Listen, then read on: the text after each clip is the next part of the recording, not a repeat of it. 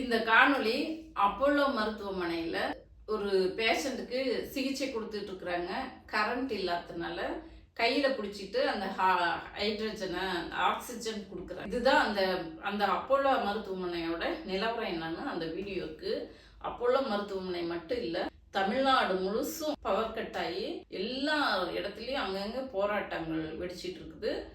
ஏன் நம்ம முதல்வரோட பெரம்பூர் தொகுதியில் கூட பவர் கட் ஆகி அங்கேயும் போராட்டம் வெடிச்சிட்டு இருக்கு.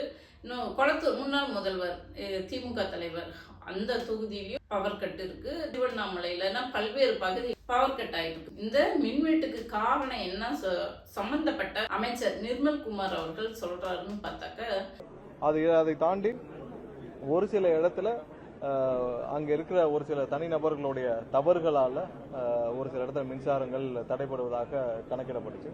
அதுக்கான நடவடிக்கைகள் கண்டிப்பாக இன்றுக்குள் எடுக்கப்பட்டு விடும். எங்கெங்கெல்லாம் அது மாதிரியான ஒரு தனிநபர்களுடைய தவறுகளால இந்த மாதிரி நடக்குதோ, அது யாருடைய தூண்டுதல்னால செய்யறாங்க என்னன்னு தெரியல.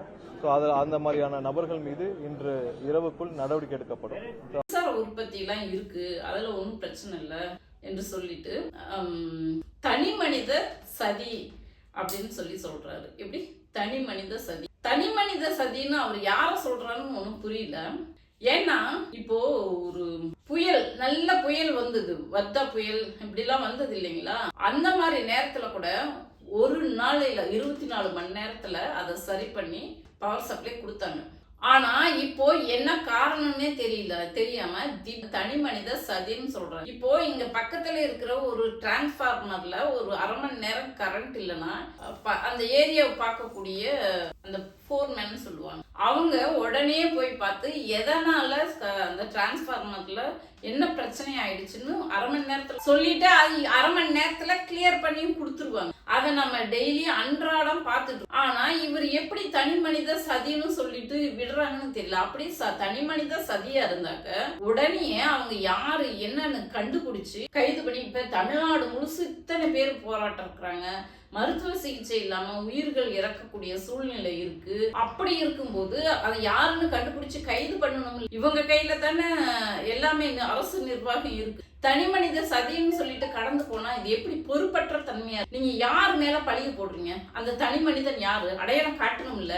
இப்படி பொறுப்பு இல்லாம பேசலாமா? இப்போ இது மட்டுமா? அது இந்த போலீஸ் டிபார்ட்மெண்ட் இன்னும் மோசம், சட்ட ஒழுங்கு பிரச்சனை எக்கச்சக்கமா.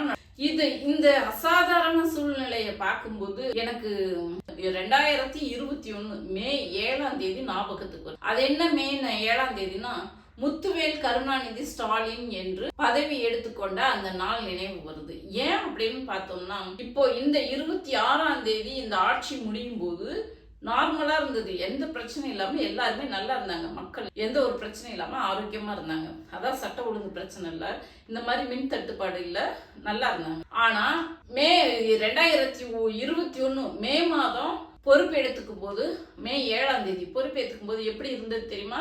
அப்போ அசாதாரண சூழ்நிலை, யாரும் மக்கள் ஒருத்தருக்கு ஒருத்தர் பார்த்துக்க முடியாத சூழ்நிலை, லாக்டவுன் போட்டு மக்கள் எல்லாம் கொத்தா செத்துட்டு இருந்தாங்க. ஒரு மருத்துவ வேர் நடந்த மாதிரி, அப்படி ஒரு மாதிரி தமிழ்நாடு முழுசும் ஓல சத்தம் கேட்டது, மரண ஓல. அவர் பொறுப்பேற்றுக்கும் போது ஆக்சிஜன் இல்ல, எல்லாம் அப்படியே கொத்து செத்துட்டு இருந்தாங்க. இந்த மனுஷன் பொறுப்பேற்றுக்கிட்டாரு. பொறுப்பேற்ற அந்த செகண்ட் செயல்பட அந்த செகண்ட் பொறுப்பேற்றுக்கிட்ட உடனே எல்லாம் அப்படியே சுத்தி வர்றாரு.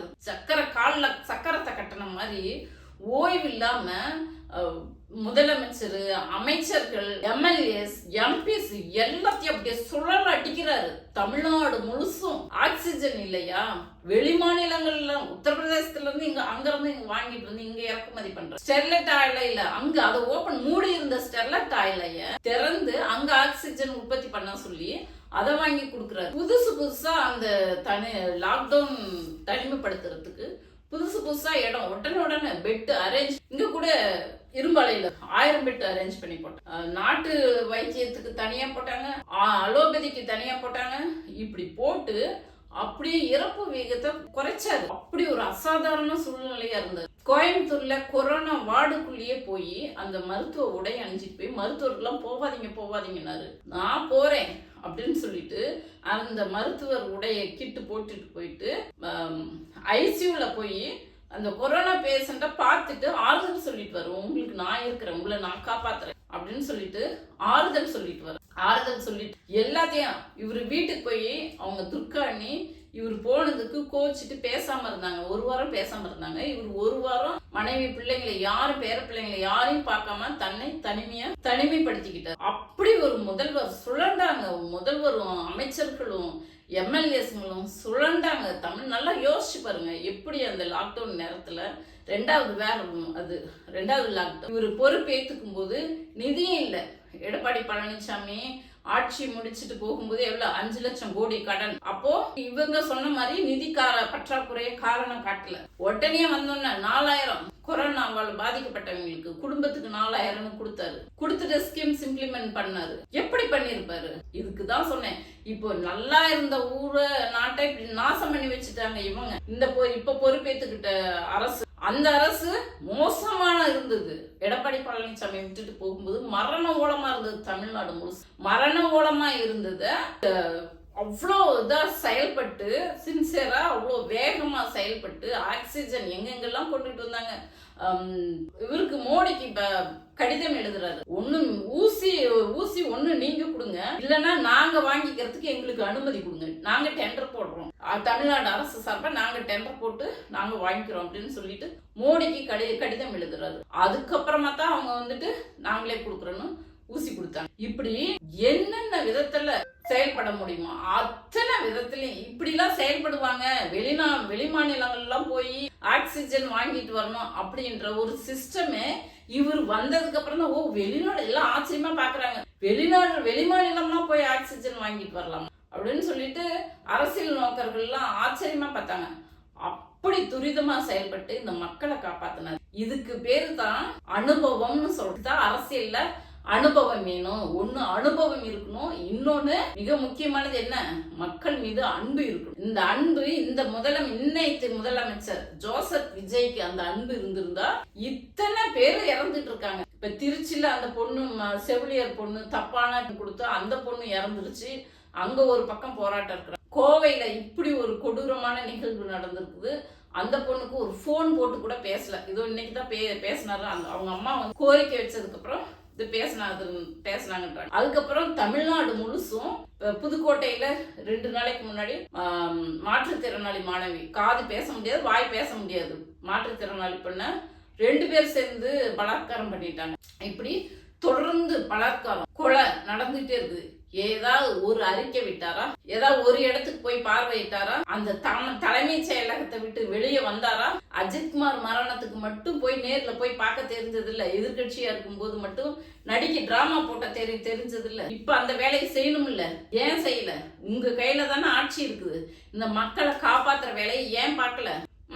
வந்த உடனே காவல்துறையை கூப்பிட்டு வச்சு உள்ள மீட்டிங் போட்டுட்டு என்ன நடவடிக்கை எடுத்தீங்கன்னு கூட சொல்லல, மக்களுக்கு சொல்லல. நீங்க ரகசியமா, இது என்ன ரகசியமா? இது ரகசிய காப்பு பிரமாணம் எடுத்துக்கிட்டீங்க. எல்லாத்துக்கும் ஊருக்கே தெரியற மாதிரி தானே பதவி பிரமாணம் எடுத்துக்கிட்டீங்க. நீங்க என்ன செய்றீங்க, ஏது செய்றீங்கன்னு மக்களுக்கு ஏதாவது தெரியுதா? ஏதாவது பேசுறீங்களா? எங்கேயாவது போய் இது வரைக்கும் ஆய்வு பண்ணிருக்கீங்களா? ஒரு முதலமைச்சர் இத்தனை இடத்துல இவ்வளோ போராட்டங்கள் வெடிக்குது, மக்கள் பாதிக்கப்பட்டிருக்கிறாங்க, இத்தனை பேர் இவங்க பொறுப்பேற்றுக்கிட்ட 15 நாளையில 47 கொலைகள் நடந்திருக்கு. எதையாவது ஒரு இடத்துல போய் ஆய்வு பண்ணிருக்கிறீங்களா? ஏதாவது ஒரு திறப்பு விழா நடத்தி இருக்கிறீங்களா? ஏதாவது ஒரு அடிக்கல் நாட்டி இருக்கிறீங்களா? இந்த அரசாங்கம் செயல்படுற மாதிரி ஏதாவது இருக்கா? உடனே இந்த தற்கொலைகள்லாம் அவங்களுக்கு ஒரு டைம் வேணும்ல, எதுக்கு டைம்? ஒரு ஸ்கீம் இம்ப்ளிமெண்ட் பண்ணுனா பணம் தேவைப்பட்டா அதுக்கு டைம் வேணும். இருக்கிற அரசாங்கத்தை அப்படியே ரன் பண்றதுக்கு உங்களுக்கு எதுக்கு டைம்? இன்னைக்கு இதுவே திராவிட முன்னேற்ற கழக அரசாங்கம் இருந்திருந்தாக்க சுத்தி ரவுண்ட் அடிச்சிருப்பாங்கல்ல. எல்லாம் இன்னைக்கு எத்தனை ஸ்கீம் இம்ப்ளிமெண்ட் பண்ணிருப்பாங்க? அவங்க சொன்ன மாதிரி 8000 ரூபாய் டோக்கன் கொடுத்திருப்பாங்க, 2000 ரூபாய் மகளிர் உரிமை தொகை கொடுத்திருப்பாங்க. அது மட்டும் இல்ல, இன்னும் நிறைய அவங்க விட்டு சென்ற பணிகள்லாம் தொடர்ந்து இருப்பாங்க. எந்த அமைச்சர்களாவது செயல்படுற மாதிரி தெரியுதா? இதுக்குதான் நாங்க அடிச்சுக்கிட்டோம். அரசியல் அனுபவம் வேணும். இன்னைக்கு யார் அனுபவிக்கிறது? தாவேக்காவுக்கு ஓட்டு போட்டவங்க மட்டுமா அனுபவிக்கிறாங்க? ஓட்டு போடாதவங்க, ஓட்டு போட்டவங்க எல்லாரும் சேர்ந்து தானே கஷ்டப்படுது. இதுக்குதான் அடிச்சுக்கிட்டு இந்த விர்ச்சுவல் வாரியர்ஸ் அடங்கினதுங்களா? இந்த ஒரு பொம்பளை பேசுனது எதுக்கு? அனுபவம் வந்து உக்காந்துக்கிட்டா கத்துக்கிட்டு போறாங்க. என்னத்த கத்துக்கிட்டாரு? பேசுறாரா? பத்திரிகையாளர்களை சந்திச்சு பேசுறாரா? பயந்து ஓடுறாரு. பத்திரிகையாளர்களை பார்த்தாலே பயந்து ஓடுறாரு. பயந்து ஓடுறவர் எதுக்கு நமக்கு முதல்வர்னு? எங்க முதல்வர் தமிழ்நாட்டை தலைகுனிய விட மாட்டேன் அப்படின்னு பிரகடனப்படுத்துறாரு. இவர் பேசுறாரு, இவரால இன்னைக்கு தமிழ்நாடே தலை குனிஞ்சு நிக்குது, அவமானப்பட்டு நிக்குது. தேவையா எப்படி ஒரு முதல்வர்? நண்பர்களை பார்த்துட்டு இருக்கிறீங்க, உங்களுடைய கருத்தை கமெண்ட்ல சொல்லுங்க. நன்றி.